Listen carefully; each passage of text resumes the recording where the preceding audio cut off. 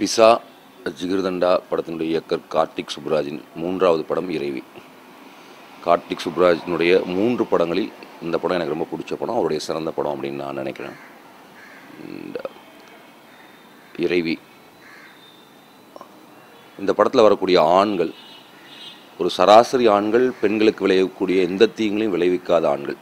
இன்னும் சொல்லப்போனால் ரொம்ப நல்ல ஆண்கள்னு கூட சொல்லலாம். அண்ட் பெண்கள் மேலே பெருசாக ரெகுலராக ஒரு சராசரி ஆண்கள் எந்த மாதிரியான கண்டிஷன்ஸை போடுவாங்களோ அந்த மாதிரி கண்டிஷன்ஸ் எல்லாம் போடாத ஆண்கள். அப்படிப்பட்ட ஆண்களே அவர்கள் ஆண்களாக இருப்பதனாலேயே அந்த பெண்களை எப்படிப்பட்ட சித்திரவதைக்கு உட்படுத்துகிறார்கள்ங்கிறத சொல்லக்கூடிய ஒரு படம்.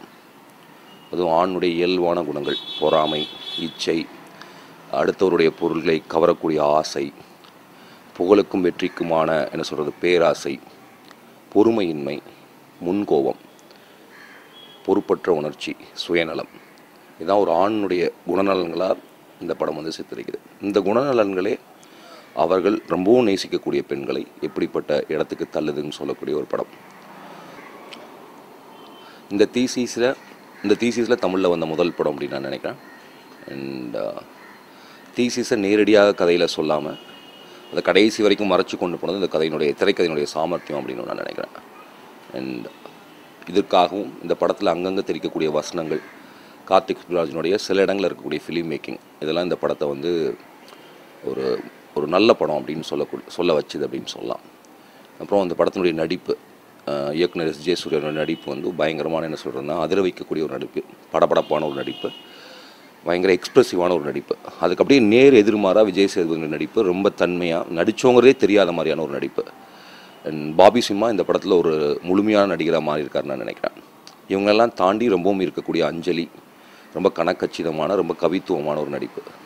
ஸோ இவ்வளோ ஸ்டார் காஸ்டிங்கை கொடுத்து அதை பேலன்ஸ் பண்ணி இவ்வளோ பேர்த்துக்குமான கேரக்டர்ஸை ஹோல்ட் பண்ணுறதுங்கிறது ரொம்ப சேலஞ்சான ஒரு விஷயம். அந்த விஷயத்துலையும் கார்த்திக் சுப்புராஜ் வந்து பெரிய வெற்றி பெற்றிருக்காரு அப்படின்னு நான் நினைக்கிறேன். இந்த படத்தில் எஸ்.ஜே. சூர்யா ஒரு இயக்குனராகவே நடிச்சிருக்காரு.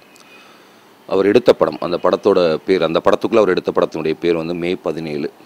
அந்த படம் வெளிவரணுங்கிற முயற்சியில் அவர் அடையக்கூடிய சிக்கல்கள் தான் இந்த கதையை நகர்த்தக்கூடிய ஒரு திரைக்கதையாக இருக்குது. மே 17 ஈழத்தில் நடந்த இறுதி யுத்தத்தில் ஒரு 1.25 லட்சம் தமிழர்கள் இனப்படுகொலை செய்யப்பட்ட அந்த யுத்தத்தினுடைய கடைசி நாள், இல்லாட்டி அந்த யுத்தத்தினுடைய மிக முக்கியமான நாள் அப்படின்னு சொல்லலாம். தமிழ் சினிமாவில் அந்த யுத்தத்தை ஞாபகப்படுத்தக்கூடிய, இனப்படுகொலையை ஞாபகப்படுத்தக்கூடிய முதல் பதிவாக இந்த படத்தில் அது இடம்பெற்றிருக்கு. ஸோ அந்த விதத்தில் ரொம்ப தைரியமான முயற்சின்னு நான் நினைக்கிறேன். அண்ட் அந்த மே 17 அப்படின்னு பார்க்குறப்ப நமக்கு வந்து இந்த படத்தை தாண்டிய ஈழத்தமிழர்களுக்கு நடந்த பல அவலங்கள் ஞாபகத்துக்கு வந்துச்சு. கேஆர் ஃபிலிம்ஸ் பிச்சைக்காரனை வெளியிட்டு வெற்றி கண்ட கேஆர் ஃபிலிம்ஸ் அடுத்த வெளியிடக்கூடிய படம் வந்து இறைவி. ஸோ இந்த மாதிரியான படங்களை திரைக்கு கொண்டு வருவதில் அவர்களுக்கும் என்னுடைய வாழ்த்துக்கள். நன்றி. தலை எப்படி உருவாச்சு அப்படின்றத சொல்ல வரேன், அந்த வேர்டு. ஸோ அவர் வந்து அவரோட ஃப்ரெண்ட்ஸுங்கெல்லாம் கொஞ்சம் இந்த ரவுடி, அண்டர்வேல்டு இந்த மாதிரியான ஆட்கள்.